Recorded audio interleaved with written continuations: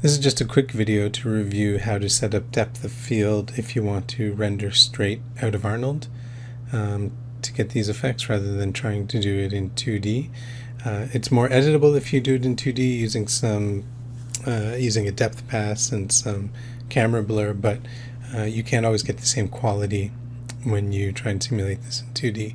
So we're going to do, this is a very exaggerated view, but the idea that one thing can be in focus and then focus can fall off either quickly, like in this case where there's a sharp drop off between focus and not in focus, which gets greater the farther away you go from the area of clarity here, both backwards and forwards in the Z direction away from the camera. And how to change these settings to do this. So just have a simple setup here. I've got 6 spheres. Oops. And a ground plane here. I've got one big light in the scene and then an area light that's just lighting from above so we can see the speculars. And the way to turn on depth of field is to select the camera that you are rendering from. In this case, I'm just using my perspective camera. And don't use the native depth of field, the Maya depth of field here. That's not the one we want if you're using Arnold. Instead, go down to the Arnold menu set here. By default, it will be like this. Enable depth of field is turned off. So you turn that on.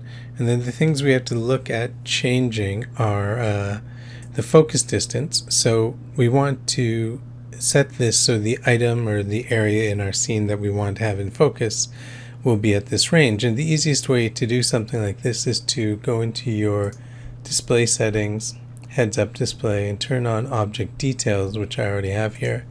And you can see, so if I select this sphere here, distance from camera is indicated as 18.663 units. So if I want this close one in focus, then I'd have to set my focal distance as 9.5 or so.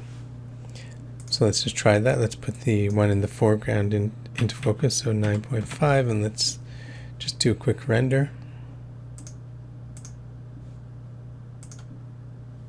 So you see when I choose the focal distance here, then it's going to pick this. So you can see that this is taking quite a long time to render, even with 30 cores going at it, because I've got the sample rate turned up quite high. So for now I'm just going to turn this down just so it'll go faster, but you'll see the quality deteriorates significantly. So if I just turn this to the regular 3, you can see it renders really quickly but very noisy here in the background. So let's look at some of these other settings here. So focal distance we know, so I can, let's say I want this one to be in focus, I'll choose that one. I'm told that's 14 units away. Go into the camera, change this to 14, and then that one will be in focus. So when it's not perfectly in focus, you can see it's right in the center that will be in focus of the object, but even on the edges here it's starting to blur out. The thing you should also notice here is that when you do depth of field this way, in camera, the shadows are blurred out, the reflections are blurred out. So if you had to composite these things together, it's a slightly more elaborate workflow. So the other thing we have to check here in the camera settings is aperture size. So the higher the aperture, the tighter the depth of field. So if I change it to 0, then there's going to be no depth of field. Everything's perfectly in focus. It's an infinitely open aperture. It's letting light in from everywhere. If I change this to a low value, like 0.05, it might be a little hard to detect, but this one is a little bit blurred out.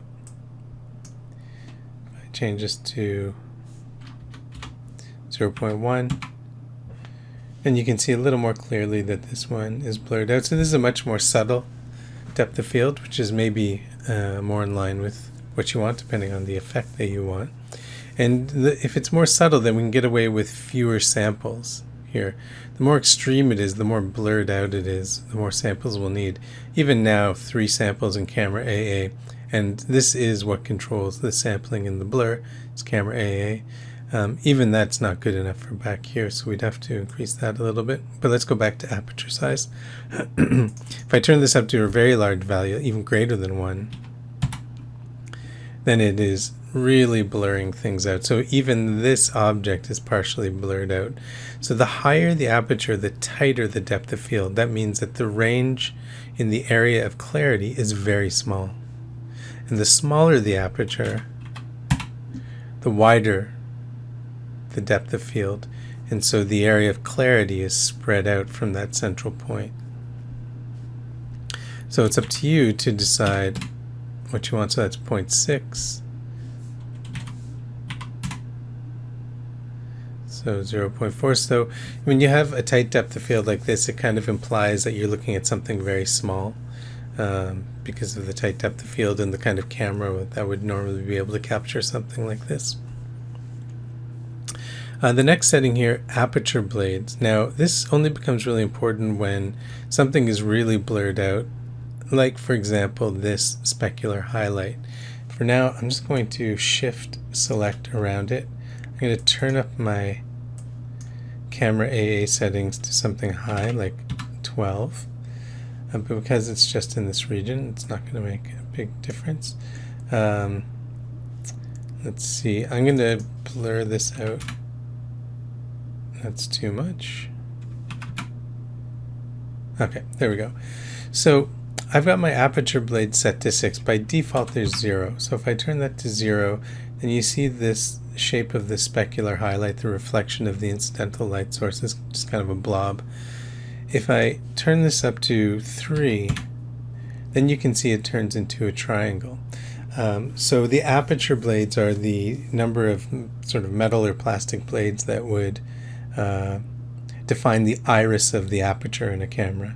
And when you're using high depth of field, when something is really bright and blurred out like a specular highlight, it assumes the shape of the aperture. So, and that will depend on the number of blades. So 3 blades will give you a triangular shape. 6 blades will give us sort of, it's a little harder to see, but a hexagon shape. You know, octagon shape. If we go 8, gets a little blurred, it gets more spherical the higher you go. So we can leave that at something like 6. So really that's all there is to it for depth of field. The depth of field that Arnold can achieve is really good quality. It can introduce a lot of noise into your scene and will require much higher sample rates. But if you have the time to dedicate to it, then you can get really good quality blur. So this, you can see, is just at half HD, rendering at 12 samples in camera AA, which is maybe too high for this. But this is giving me good soft blur. Still a little bit noisy in here, but there are other things we can change here because there's reflection and secondary diffuse bounces, so we can always turn up the sampling for that too. But primarily, depth of field noise is going to be cleaned up with camera AA. Okay, hope this is helpful.